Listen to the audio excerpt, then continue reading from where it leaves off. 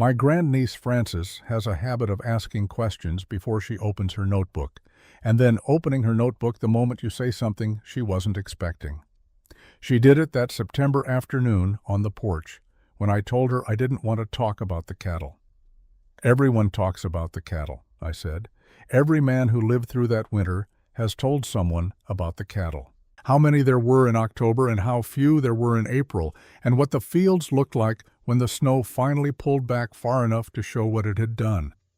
I looked out at the yard, at the cottonwoods, standing in the late light with their leaves just beginning to turn. "I've told that story myself. I don't need to tell it again." Frances looked up from the cover of her notebook, which she hadn't opened yet. "Then what do you want to talk about?" "I want to talk about a wall," I said. "A wall that a woman built in Clearwater Junction, Wyoming, in the summer of 1886. A wall that almost nobody understood and that saved more lives than any of the preparations the cattle ranchers made, because the cattle ranchers, by and large, did not make any preparations at all." She opened her notebook. "I'm 74 years old. I was a carpenter by trade for the better part of 40 years, built or repaired most of the structures in 2 counties before my hands decided they'd had enough of cold mornings and close grain work. I know what a well-built wall looks like.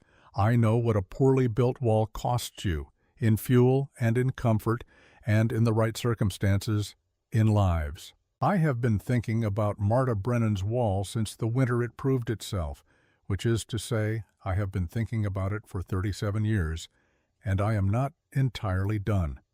I want to set the record straight before I don't have the chance to. You have to understand what Clearwater Junction was in the summer of 1886, or you won't understand why nobody listened to her. It sat at 6,200 feet in the Medicine Bow Range, which means it sat high enough that the summers were short and searingly beautiful, and the winters arrived with a conviction that lower elevation people found difficult to imagine. There were perhaps 340 souls in and around the town proper. Homesteaders, a few small ranchers, the people who ran the businesses that served homesteaders and ranchers, a minister, a doctor, who was also sometimes the dentist, and Silas Taft, who owned the largest cattle operation within 50 miles and sat at the head of the town council as naturally as a man sits at the head of his own table. The summers there were so fine that a sensible person could be forgiven for temporarily forgetting what came after them. The meadow grass grew thick and tall along the creek bottoms. The light lasted long into the evening. Gardens produced with a generosity that felt almost apologetic, as if the land understood it was compensating for something and wanted to be sure the accounting was fair. Men who had come from Ohio and Pennsylvania and upstate New York looked around at all of it in July and August, and felt, not unreasonably, that they had made the right decision. The winters were the other side of that bargain. But people have a remarkable capacity for setting aside what they know is coming, when what is coming hasn't arrived yet and what is present is so pleasant. I say all of this because I want to be fair to the people of Clearwater Junction. They were not foolish people. They were people who had allowed the evidence of summer to outweigh the evidence of every previous winter, which is a thing that human beings do with some regularity and have been doing for as long as there have been pleasant summers. Marta Brennan had come to Wyoming with her husband Cormac in the spring of 1882. Cormac was a large, good-humored Irishman from County Clare who had worked as a blacksmith in County Mayo before deciding that the future he wanted was not one that County Mayo was in a position to offer. He was skilled with his hands and genuinely easy to like, and he had brought to Wyoming the particular optimism of a man who has seen real hardship and concluded, reasonably enough, that a new country and sufficient work ought to be able to outrun it. He built a cabin on a quarter section of decent bottomland, established a small forge, and threw himself into the business of becoming a Wyoming man with an energy that everyone around him found admirable. Marta was quieter than Cormac, and people who didn't know her sometimes mistook that quietness for reserve, or for the shyness of a woman not entirely comfortable in English, which was her second language. Neither of those things was accurate. She was quiet the way a person is quiet when they are paying attention to something. She had grown up in County Mayo, in a townland where the hedgerows still showed the shapes of abandoned houses from 40 years before, where the oldest people in the village moved through the world with a careful deliberateness that the younger people didn't always understand. She had understood it. Her grandmother had checked the root cellar every morning of her life, not because she expected to find it empty, but because checking it was the thing you did. Her nearest neighbor kept enough oats for 2 winters in a sealed-out building that his own family called the Quiet Room, and he added to it every year before he touched the previous year's supply. An older woman in the village, a Mrs. Coyne, who had survived things she didn't discuss directly, had a habit of looking at the sky in early autumn the way a reader looks at a page, slowly, with the specific attention of someone who expects to find meaning there and generally does. None of these people had explained their habits to Marta in so many words. They hadn't needed to. A child who grows up watching careful people learns carefulness the way a child learns a first language, not as a set of rules, but as a way of moving through the world. When Marta came to Wyoming, she brought that carefulness with her the way she brought her mother's iron pot and her grandmother's heavy wool, not as a relic, but as a thing she expected to need. Cormac died in March of 1885. Pneumonia, which the winter fed into him gradually and then all at once, the way winters in that country do things. He was 38 years old. He had not been careless or negligent. He had simply been cold for long enough, in a cabin that was built adequately for normal winters and proved inadequate for that one. And his lungs had made a decision his will could not override. Their daughter Siobhan was 4 years old. Marta spent the remaining weeks of that winter doing what needed to be done, which was everything, because there was no one else to do it. In April, when the ground softened enough to permit it, she wrote a letter to her sister Bridget in County Mayo. The letter said certain practical things about the farm and certain practical things about Siobhan, and between those practical things, it said that Marta could not keep a 4-year-old child safe through another winter in a cabin whose walls she did not yet know how to trust.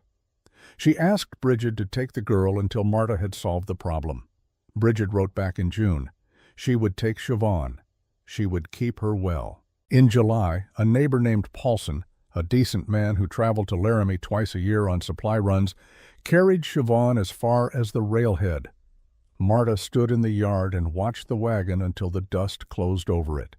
Then she went inside and stood in the middle of the cabin for a while. Then she went out to the north wall, knelt down at the base of it where the planks met the ground, and held her hand at that seam for a long time. She had noticed something in January, in the worst of the cold, when she had been doing her best to keep the stove burning, and her best had not been quite enough. She had been kneeling on the floor, and she had felt it then. Not the cold that came through the walls, which was present and real, but a different cold, a specific and localized cold, coming up at her from the junction where the base of the wall met the floor planks. She had held her hand there for a minute, counting, the way she had been taught to measure things. The cold was concentrated there, not distributed, concentrated. She had not been able to do anything about it that winter. She had filed it away. Now, kneeling at the base of the north wall in July, with Siobhan's absence filling the cabin behind her, she pressed her palm against the seam and thought carefully about what she knew, which was this. The cold that was killing people in that valley in winter was not distributed evenly through a wall. It came in at specific places. It came in where the construction left gaps. It came in at junctions, at seams, at the places where one material met another, and the meeting was imperfect. If that was true, then the wall was not the problem. The wall was a symptom. The problem was the cold finding its way through the wall. And if you understood how the cold moved, you could stop it. She stood up, brushed the dirt from her knees, and went to find a spade. By August, the people of Clearwater Junction had begun to notice that the widow Brennan was doing something unusual to her cabin. The first thing they noticed was the second wall. She had pulled the outer boards away from the wall framing. This was visible from the road on the north and west faces, and was adding a second row of boards set roughly 6 inches outward from the first. The gap between them was visible, which is what puzzled people. It looked, from the outside, like a wall with a significant defect, like a wall that hadn't been finished. Eldon Marsh, who ran the feed store and made it his business to know what was happening in the valley, rode past one afternoon and stopped his horse and looked at it for a while. "What are you building?" he called. Marta was on a ladder, fitting a board into the upper frame of the new outer wall. She looked down at him with the focused expression of a person who has just gotten something level and doesn't want to lose it. "A wall," she said. "Looks like 2 walls," Marsh said. "That's correct," she said, and went back to the board. Marsh told several people about this exchange, and the several people told other people, and by the end of August, there was a specific kind of awareness around Marta Brennan's property, the kind of awareness that precedes, in a small community, a more organized form of attention. The organized form arrived in early September in the person of Elias Hooper, which is to say, in the person of me, sent out by the town council to assess whether the construction was sound and whether it presented any concerns to the community. I want to be precise about this.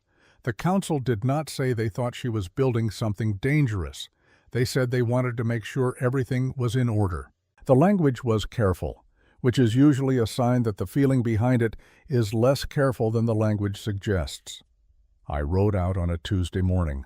The air had the quality it gets in September in the high country, clear and slightly thin, with a line of snow already on the upper peaks that had no business being there in September and was there nonetheless. I tied my horse at the fence and walked toward the cabin, and I stopped. I had been building things for 20 years at that point. I had learned my trade from a man in Ohio who had learned his from a man before him, and between the two of us we had a considerable body of experience in what walls were and how they worked. I looked at what Marta Brennan had built on the north and west faces of her cabin, and I felt, for the first time in a long while, that I was looking at something I did not fully understand, not because it was complicated, because it was so simple that I could not immediately account for why no one had done it before. I stood there in the September light and looked at it, and the question that formed itself in my mind, slowly, the way questions form when they are worth asking, was not "what is she doing?" but rather, "why haven't we all been doing this all along?" She invited me in without ceremony, the way people do in that country when a visitor arrives at a reasonable hour, and the alternative is standing in a field discussing things across a fence. The cabin was tidy in the manner of a person who does not have time for disorder rather than the manner of a person who fears it. A workbench along the south wall held tools and materials sorted by type and size. A journal lay open on the kitchen table, its pages covered in a careful, compressed handwriting that mixed English and what I took to be Irish. A single chair had been pulled close to the cold stove. She poured 2 cups of coffee and set one in front of me without asking if I wanted it, which I respected.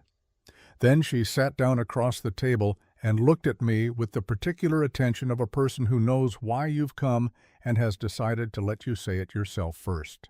I told her I had been asked by the council to look at the construction. I used the word assess, which was the word the council had used. I said I had looked at the exterior from the road and that I had some questions. She nodded as if this was precisely what she had expected. "Ask them," she said. I asked her what she was building. She thought about that for a moment, not the way a person thinks when they don't know the answer, but the way a person thinks when they want to make sure the answer they give is the accurate one. "I'm building a wall that the cold can't find its way through," she said. "The wall I have now, the cold moves through it too easily. I've been trying to understand why. I think I've worked it out." I told her that walls and cold were familiar territory for me, that I had built a fair number of structures in Wyoming, and that I had my own thoughts on the matter. She looked at me with an expression that was not unkind and said, Then you'll understand what I'm going to show you." She took me outside and walked me around the north face of the cabin first, because the north face was where the work was furthest along. She showed me the original wall, the inner layer, the one the cabin had been built with. Then she stepped back and showed me the new outer layer, set 6 inches beyond it, the boards running vertical and fitted tight. Then she crouched down and showed me the base, where she had packed a tight berm of tamped earth against the lowest board of both layers, inside and outside, sealing the seam where wall met ground.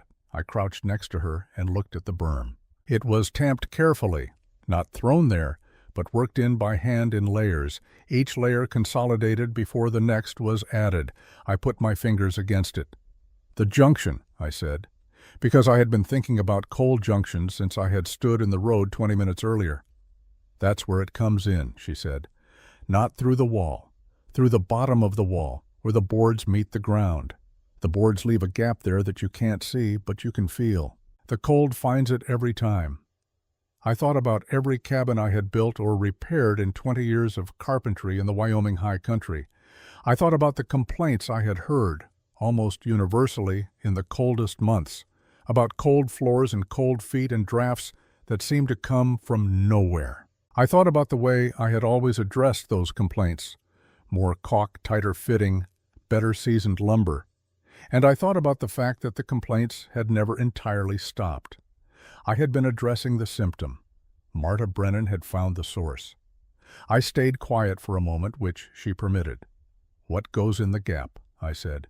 "Between the two walls." She stood up and led me back inside.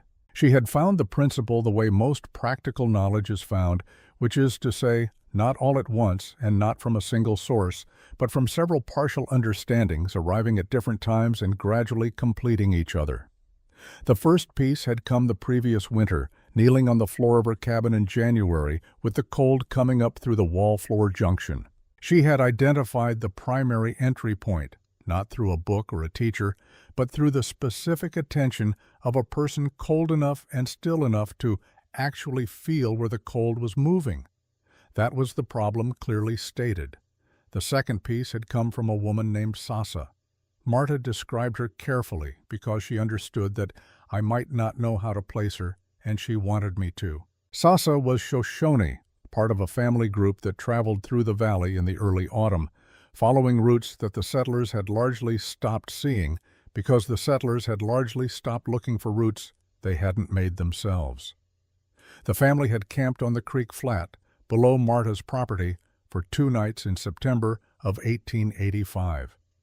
Just after Marta had sent Siobhan east, a few weeks before the first snow. Marta had brought water down to the camp on the first evening, not with any particular expectation. It was simply what you did when people were camped on your land and you had a well and they had been traveling. Sasa's son had thanked her in English, which he spoke adequately. Sasa herself had said nothing. On the second afternoon, Marta had come back down to the flat to check on the horses, and found Sasa standing near the cabin, looking at the north wall. Not inspecting it in any dramatic way, simply looking at it, the way you look at something that tells you something about the people who built it. Marta had stood nearby and waited. After a while, Sasa had walked to the wall and picked up a handful of earth from the base of it, the dry, loose earth that had collected against the lower boards over the years. She had pressed it against the lowest board with her palm, held it there for a moment, then let it fall. Then she had pointed at the ground, then at the wall, then at the ground again. She had done this 3 times, slowly, as if making sure the point registered. Then she had walked back toward the camp without elaborating. Marta had stood at the base of that wall for a long time afterward, turning the gesture over in her mind. The ground was pointing, the wall was failing, the ground was the answer. She had not known enough yet to understand the whole of what Sasa had shown her, but she had known enough to be sure it was not nothing. She had held on to it through the rest of that autumn and through the winter and into the spring, examining it from different angles, the way you examine a tool whose purpose you haven't yet determined. The third piece, the one that assembled the others into something she could build, had come from the potatoes. She had noticed it in the spring of 1885, clearing out the cabin after Cormac died, taking inventory of what was left and what had survived the winter. The potatoes she had stored on the wooden shelf along the east wall had shriveled badly. Several were soft. A few had frozen and thawed and frozen again until there was very little of them worth saving. But the potatoes she had put directly on the ground, a small surplus pile she had simply set in the corner of the floor because she had run out of shelf space, had come through the winter in reasonable condition, firm, edible, as though the winter had not quite reached them. She had stood there looking at the two groups of potatoes for a while. Then she had gone outside and dug down into the earth with her hands 8 inches below the surface, where the ground was still frozen solid in late March. She had dug sideways from there, working along the base of the cabin's north wall, and after about a foot of horizontal digging, she had noticed something. The earth was less frozen here, not warm, not approaching warm, but measurably less frozen than the earth 2 feet away from the wall.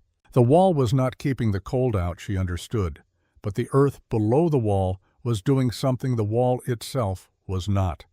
The earth was maintaining something. She had filed this away with the other pieces. She had a problem clearly stated, the junction, and she had the beginning of an answer. The earth maintains temperature where walls cannot. She had spent the summer of 1885 and the following winter thinking about what connected them. When she had arrived at the answer, she described it to me in terms that were precise and plainly spoken, and I will try to render them the same way, because they deserve to be. Still air does not conduct heat the way moving air does. A gap is not a defect. A gap, properly made and properly sealed, is a tool. The air inside a 6-inch cavity between two walls, air that has no path to move, nowhere to go, no current to join, becomes nearly inert as a medium of thermal transfer. The cold outside the outer wall must cross that dead air to reach the inner wall. Dead air does not cooperate with it. The crossing is slow. The cold arrives at the inner wall diminished. This was the dead wall. Not dead as in lifeless, but dead as in still. The stillness was the whole mechanism. Everything else was in service of creating and maintaining that stillness. The fill she had chosen, a mixture of dried clay, wheat straw, and the chaff from threshing that she had gathered from 2 neighboring farms in exchange for a week's help with their harvest, served 2 purposes. It stabilized the still air, preventing it from developing convection currents within the cavity that would defeat the purpose. And it added thermal mass, which meant that even when the outer wall grew cold, the cold had to work its way through a material that absorbed it slowly and released it slowly, never delivering it all at once to the inner surface. She had packed the mixture in layers, tamping each one before adding the next. She had worked from the bottom of the cavity upward, which meant beginning with the ground seal, the earth berm at the base, so that the coldest entry point was closed before anything above it was addressed. I listened to all of this at her kitchen table with my coffee going cold and the September light moving across the floor, and I had the particular experience that I have had perhaps 4 or 5 times in my life, the experience of understanding something that I had been in proximity to for years without seeing. The still air, the dead wall, the junction sealed first, 300 cabins in 2 counties, and not one of them built this way. I asked her where she had learned the principle of the still air gap. She considered this for a moment. Then she said, "I don't think I learned it anywhere. I think I worked backward from the problem until I found it." She had started the full construction in the first week of August, working from first light until the light gave out. The work was systematic in the way that work is systematic when the person doing it has thought it through completely before beginning, so that each step follows the previous one without hesitation or revision. She had pulled the outer boards from the north and west faces first, the faces that took the hardest weather, and stacked them in order so they could be refitted in sequence. She had examined the framing beneath and repaired 2 places where the vertical studs had begun to check from repeated freeze-thaw cycling. She had reset the lowest sill board on the north face with new lumber because the old one had been sitting directly on the earth and had taken moisture into the grain over 4 winters. Only then, with the original wall stripped and examined and repaired at its weakest points, had she built the outer frame. She had used green-cut willow for the spacer blocks. Willow was available free along the creek. It was strong enough for the purpose, and it would shrink as it dried and hold its position in the cavity without swelling in wet weather. She had set the new outer boards vertical, matching the original wall structure, fitting each one tightly against the next. The fill had gone in from the top of each wall section downward, added in 4-inch lifts, and tamped between each addition with a piece of planed lumber she had cut specifically for the width of the cavity. She had mixed the clay dry, not wet, because wet clay would shrink and crack as it dried and leave gaps, and combined it with the straw in a ratio she had worked out through a small test section on the east wall in July, where she had tried 3 different mixtures over the course of 2 weeks and examined each for settling, cracking, and compression under hand pressure. The east wall test section was still visible when I visited. She showed it to me before I left that afternoon. 3 panels, each about 2 feet wide, each filled with a different clay-straw ratio, each capped with a board she could remove and replace. She pulled the boards in sequence and let me press my fingers into each fill. The first was too clay-heavy. It had begun to crack horizontally, thin fractures that would eventually allow moisture migration. The second was too straw-heavy. It had compressed under its own weight, leaving a gap at the top of the cavity. The third held firm, dense and dry and without visible separation. I pressed hard against it and felt nothing give. "That's the ratio," she said.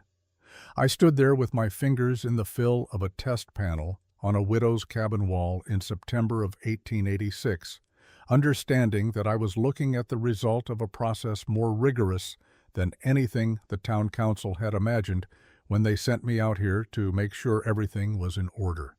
I put the cap board back. "How long will it take to finish?" I said. "The north and west faces are almost done," she said. "The south and east faces by October. The barn will take longer. I'm doing the lower 4 feet of the exterior walls there, just enough to protect the animals at floor level."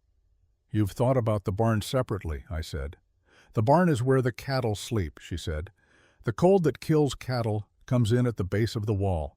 Same as everything else. The principle is the same." I untied my horse and rode back to town. I had the sensation, which I have experienced only a handful of times in my life, of having looked at something that would change the way I thought about a problem I had considered settled. I also had the considerably less comfortable sensation of needing to report to the town council and of not being entirely sure how to explain to 5 men, none of whom had been out to the property, none of whom had pressed their fingers into a test panel, none of whom had knelt at a wall junction and felt where the cold actually entered, that what was happening at the Brennan place was not a cause for concern. It was a cause for attention. The town council met on the 2nd Thursday of every month in the back room of Delaney's General Store, which had a table large enough for 5 men and a stove that Horace Delaney kept burning from October through April, regardless of what the thermometer said, on the grounds that a man conducting civic business ought to be comfortable while he did it. I had attended most of these meetings over the years in my capacity as the person the council called when something needed to be built or assessed or quietly discouraged. I was not a council member. I was, as Silas Taft once described me to a newcomer, the council's practical arm, which I took to mean that I was the person they sent when they wanted something done but preferred not to do it themselves.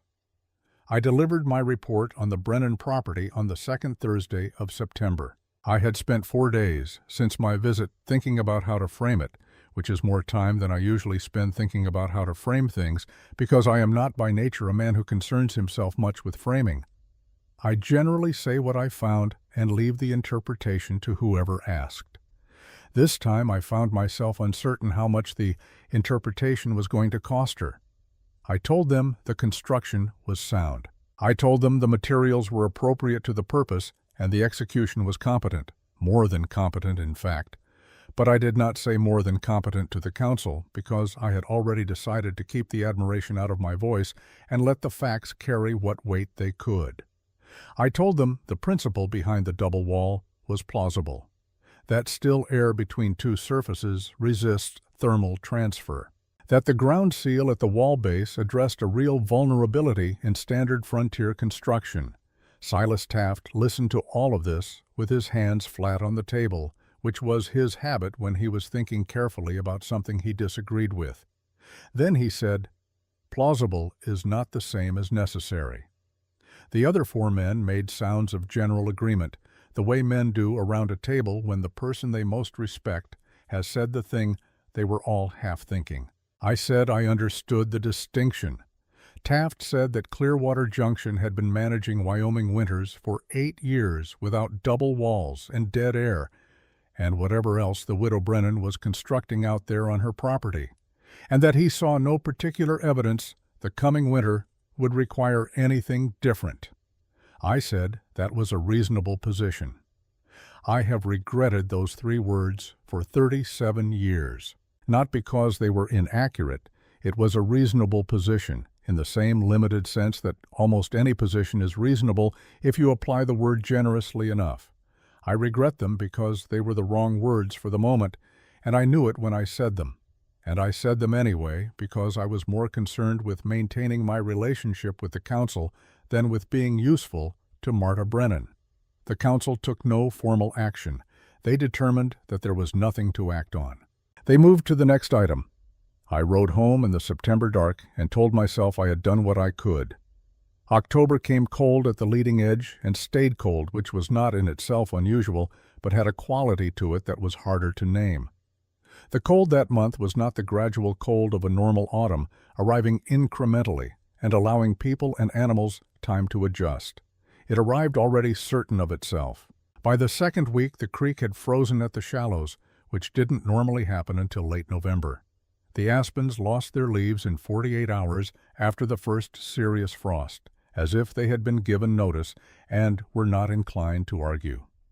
Moses Webb noticed. Moses Webb was 81 years old that autumn and had been watching Wyoming weather since before most of us had arrived in Wyoming, and he noticed things that people with less accumulated observation tended to attribute to ordinary variation. He came into Delaney's store on a Tuesday in mid-October and stood at the counter and told Horace Delaney that the lenticular clouds he had seen over the Medicine Bow Peaks for the past 3 mornings were wrong, not wrong in any dramatic sense. Wrong in the specific way that clouds are wrong when the atmosphere above the mountains is doing something that doesn't match the atmosphere at valley elevation. Horace said he hadn't paid much attention to the clouds lately. Moses said the elk had moved early. He had watched the high meadows above the timberline, where elk typically grazed well into October in most years, and the meadows were empty. They had gone down before the cold had given them any obvious reason to. Horace said that elk were difficult to predict. Moses bought his tobacco and his lamp oil and went home.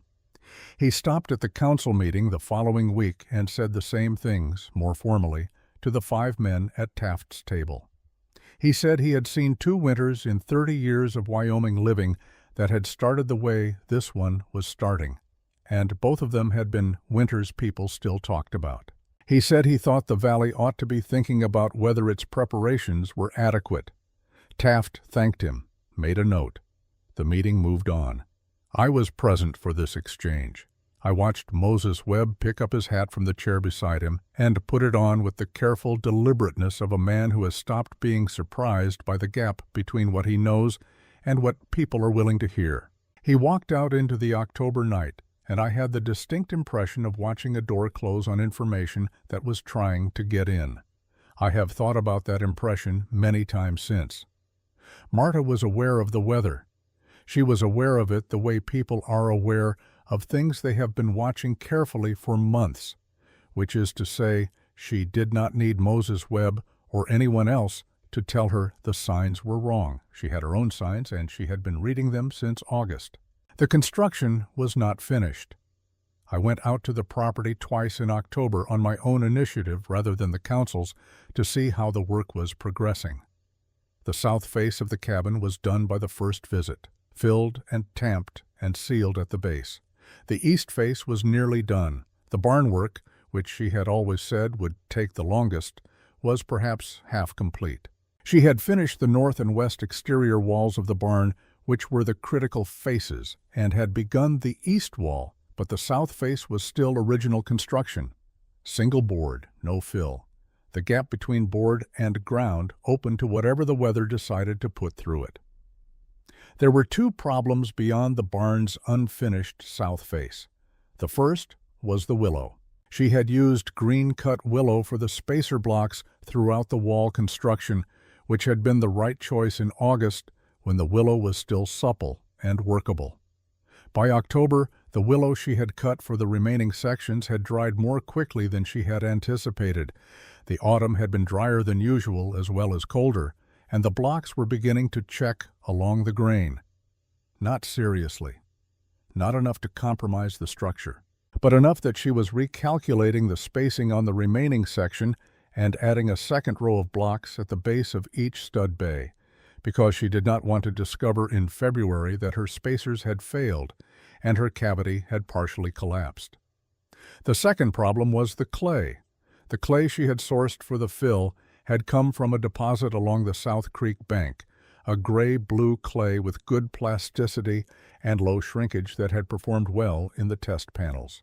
She had used most of her supply on the cabin walls and the barn's finished faces. What remained in the shed was approximately enough for half of the barn's south face. She needed more, and the creek bank from which she had dug the original supply was now frozen solid to a depth that her spade could not penetrate. She told me this on a Tuesday in late October with the matter-of-fact clarity of a person describing a logistics problem, not a crisis. She was already considering alternatives. The dry creek bed on the north side of her property had a silty deposit that might serve. She had collected a small sample and was testing its behavior in a panel she had built inside the barn, checking for shrinkage. There was also a possibility of sourcing fill material from the road cut where the Laramie Trail crossed the ridge east of town, where a crew had graded the roadbed in the spring and left exposed a substantial section of the underlying subsoil. She had ridden past it and examined it and thought it might compact adequately, though it had more sand content than she preferred. I told her I had a supply of clean, dry sand at my workshop. 2 barrels I had been keeping for a masonry job that had since been canceled. I said she could have them. She said she would pay me for them. I said there was no need. She said there was every need, thank you, and told me what she considered a fair price, which I accepted without argument because I recognized the particular tone in which she said it. November arrived as October had promised it would. The first snow came on the 3rd of November, a foot of it in 24 hours, which was not unheard of, but was a substantial opening gesture. It did not melt. This was the meaningful part. Not the snow itself, but the fact that the temperatures behind it were cold enough to set it in place immediately, so that the next snow, which came a week later, fell on top of a base that was already consolidated, and the snow after that fell on top of both. I know what snow looks like when it is building toward something, and what it looks like when it is simply being November. That November it was building. The barn's south face was still not finished. Marta worked on it through the first week of November in conditions that I would not have chosen for construction work. The mixed fill, her creek silt clay combined with my sand and what straw she had remaining from the season's threshing, was behaving acceptably in the test panel, though she was not entirely satisfied with its density.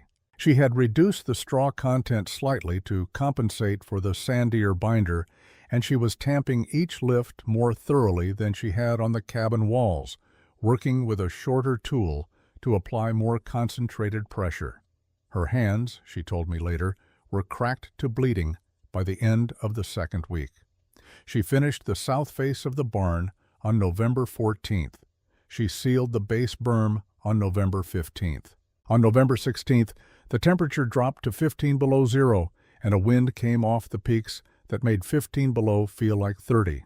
She told me afterward, without drama, that she had been aware of the race between the construction and the weather from the moment the lenticular clouds appeared in early October, and that the margin at the end had been narrower than she would have liked. She said she would have preferred 2 more weeks. I asked what she would have done with 2 more weeks. She said she would have done a second lift on the base berms throughout the barn because she was not entirely confident in the first lift's density on the south wall, and she would have added a second layer of fill to the uppermost section of the cabin's west face, where she had noticed a slight variation in the tamping during construction and had not yet had the opportunity to open the cavity and correct it. I said that given what was coming, the margin she'd achieved would probably prove adequate. She said probably was a word she tried not to rely on in November. December came like a verdict, not sudden. That is the thing people get wrong when they describe that winter, reaching for drama where the truth was something more methodical and therefore more frightening. It did not fall on the valley all at once like a hammer. It descended the way. Serious cold always descends in the high Wyoming country, in a sequence that each day made the previous day's cold seem moderate by comparison, each step downward establishing a new reference point, so that what would have been considered extreme in October was ordinary by December, and what was ordinary in December was inconceivable in January. By the middle of the month, there were 6 feet of settled snow in the valley floor. The trail to Laramie had not been passable for 3 weeks. The supply wagon that came up from the railhead twice monthly had not made its last scheduled run, and no one expected it to make the next one.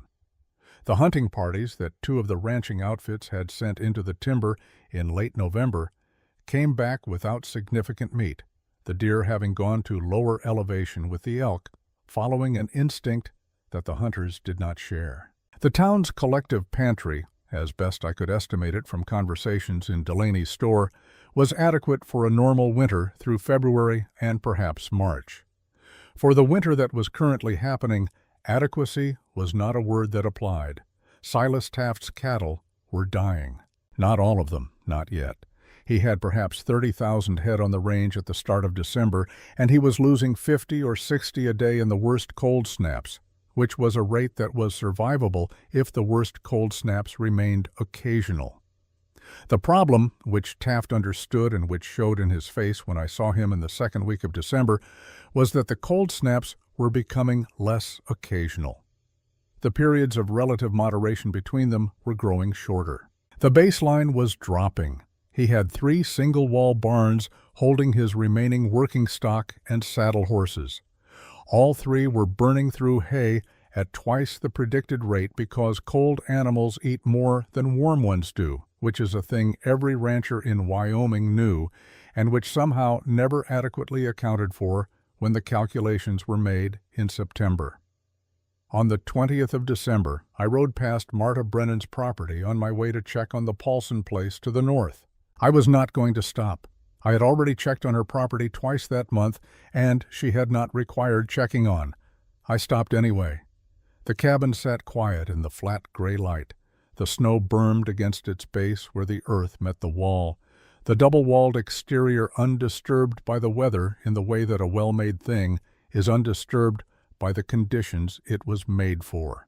A thread of smoke rose straight up from the chimney, straight up, not bending in the wind, because the willow frame structures she had built on the windward side had collected enough snow against them to deflect the worst of the gusting.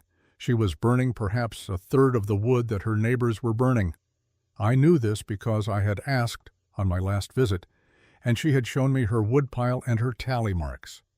3 days later, the temperature dropped to 47 below zero. I have been asked, in the years since, to describe what the night of December 23rd felt like, and I have never found a way to do it that satisfies me. The numbers are accurate, 47 below zero by the thermometer on Delaney's porch, which 2 other men checked independently because none of us entirely believed the first reading. But numbers describe a fact without conveying what it was to exist inside that fact. Cold at that temperature is not simply an intensification of ordinary cold. It is a different substance. It has weight and presence. It moves into a space the way water moves into a space, finding every opening with the thoroughness of something that has no intention of being kept out. The cottonwoods along the creek began splitting at around 10 o'clock that evening. Not cracking, splitting, a sound like a heavy rifle shot, the sap inside them expanding as it froze until the wood could no longer contain the pressure and simply came apart. The first time I heard it, I went to my window and looked out, certain something had fallen. Then I heard it again from a different direction, and then again, and I understood what it was and stood at the window for a while, listening to the trees announce what the night was doing. My stove was running at full draw. I had my coat on inside my own house. The thermometer I kept on the interior wall, which I had installed years earlier out of professional curiosity about the relationship between outside temperature and inside temperature in standard Wyoming construction, read 12 degrees Fahrenheit. I had burned through a quarter of my weekly wood allocation by midnight, and the inside temperature had not improved. 12 degrees inside, 47 below outside.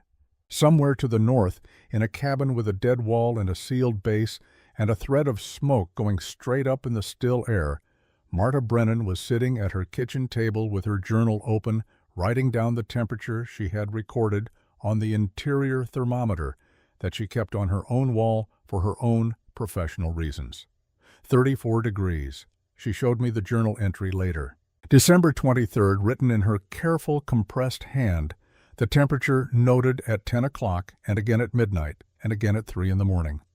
34, 33, 34, varying by a single degree across 5 hours of the coldest night in the recorded history of that valley.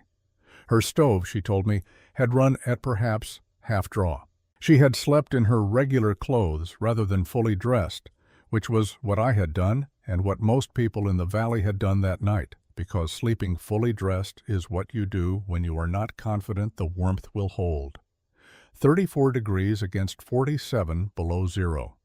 22 degrees of separation between my wall and hers in the conditions that walls exist to address. I have thought about that gap for 37 years, and I am not done thinking about it. Clara Delaney came to Marta's cabin before dawn on December 24th.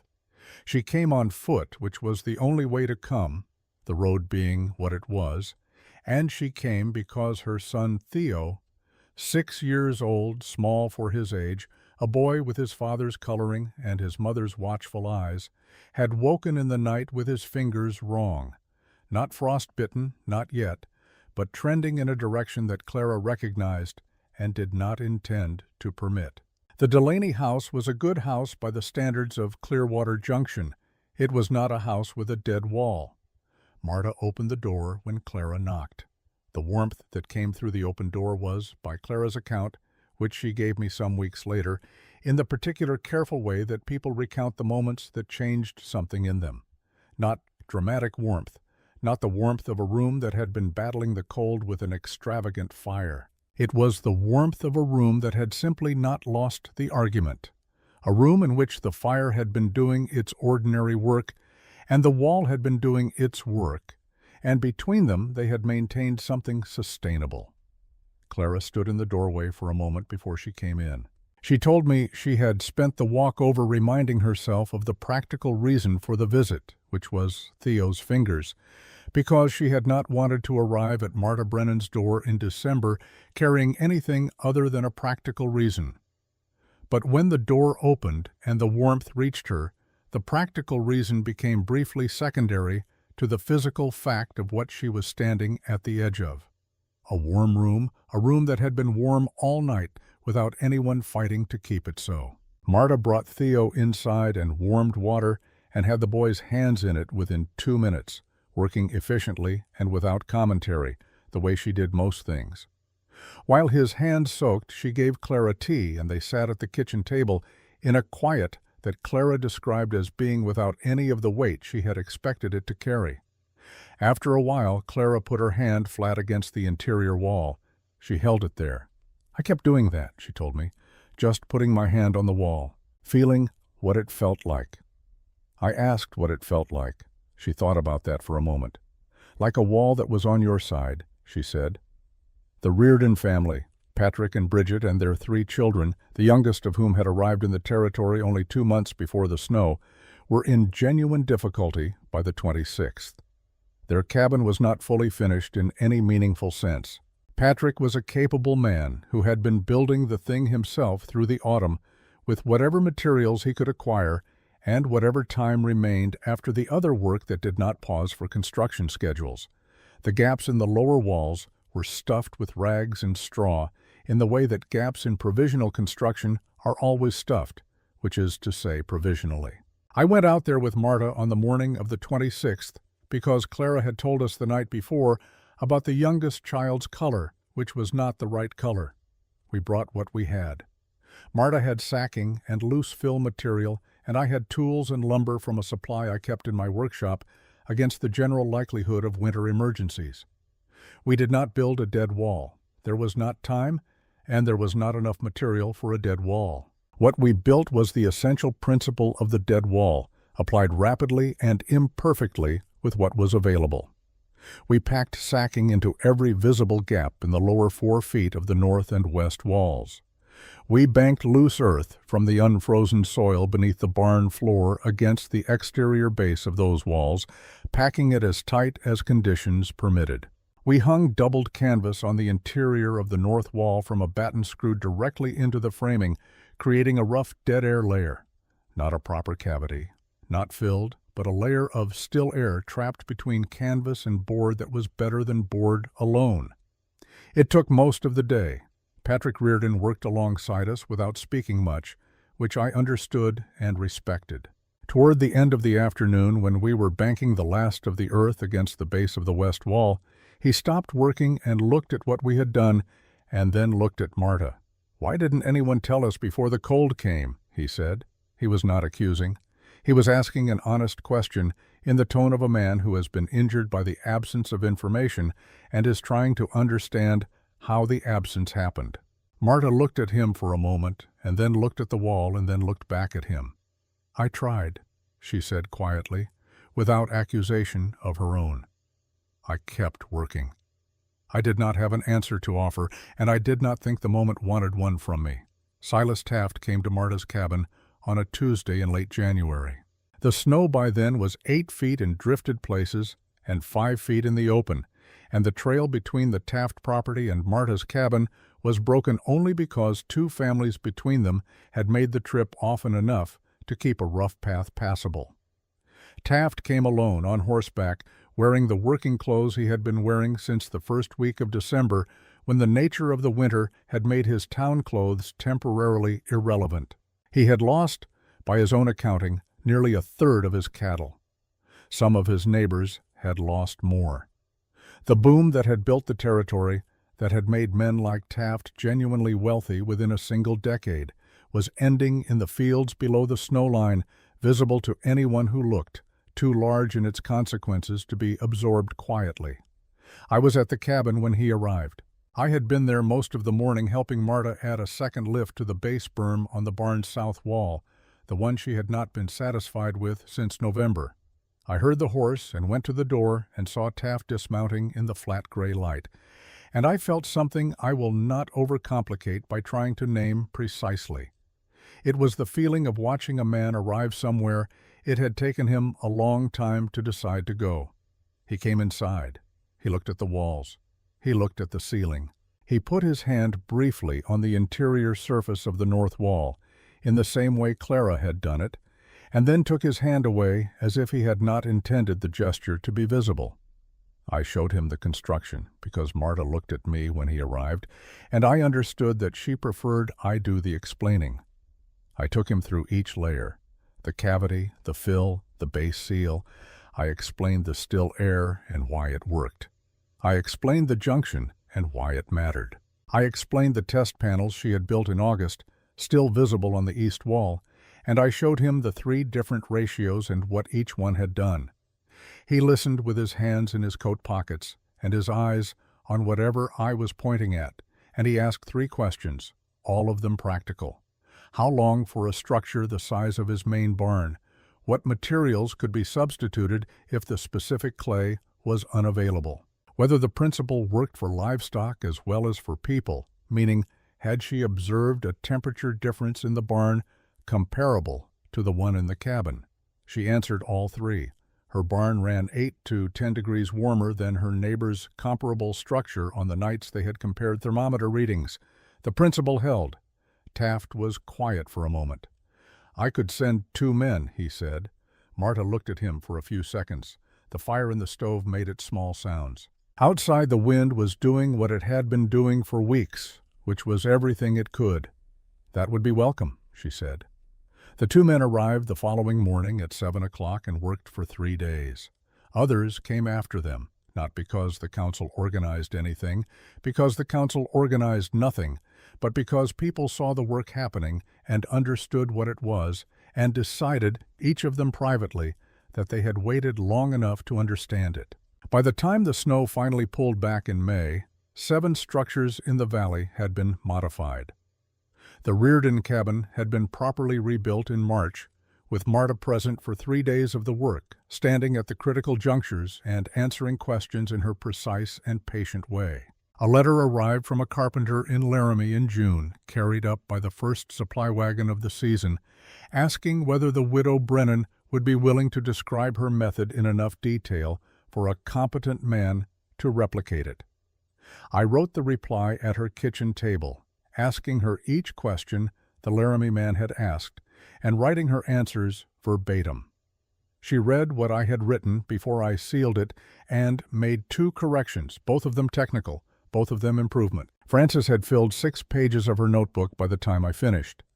The September light had moved across the porch and was now low and orange on the cottonwood tops across the yard. She asked me what had happened to Marta Brennan. I told her, remarried in 1891 to a Scottish blacksmith named Alistair Dunbar, who had the good sense to ask questions before offering opinions.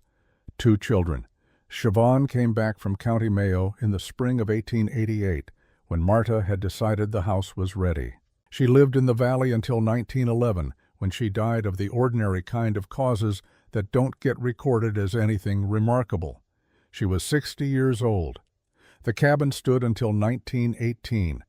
When the crew took it down to make room for a newer building, the man who led the demolition, a young carpenter from Cheyenne, who had not been alive in 1886, told me afterward that when they opened the wall cavity, the fill was intact, 32 years. Dry, dense, and undisturbed, sitting in the dark between the boards, still doing the work it had been packed there to do, they filled the cavity with the rubble and built over it. Frances closed her notebook. The cottonwoods were still in the late afternoon. After a while I heard the first of them move. A sound like a long breath let out slowly, the leaves turning once and settling. The air coming off the plains had the smell of early autumn in it, dry grass and something cooler underneath, the first suggestion of what was coming.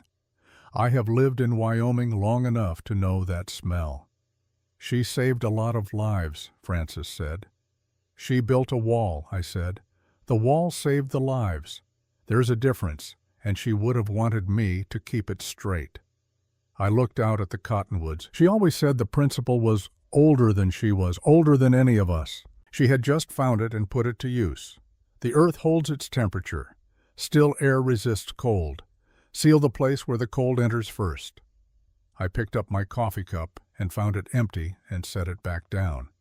3 things, none of them complicated, all of them available to anyone who was paying the right kind of attention.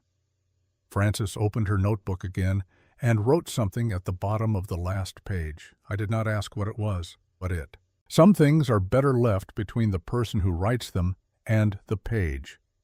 The light was going now, the orange fading out of the cottonwood tops. Somewhere in the direction of the plains a meadowlark made its sound once and went quiet. I sat on the porch of the Cheyenne Veterans Home on a September evening in 1924 and thought about a woman I had known in Wyoming, and about a wall she had built before anyone understood why, and about the winter that had come and found the wall waiting for it. Some knowledge arrives as invention, some arrives as inheritance. The rarest kind arrives when a person is cold enough and still enough, and paying close enough attention to find what was always already there.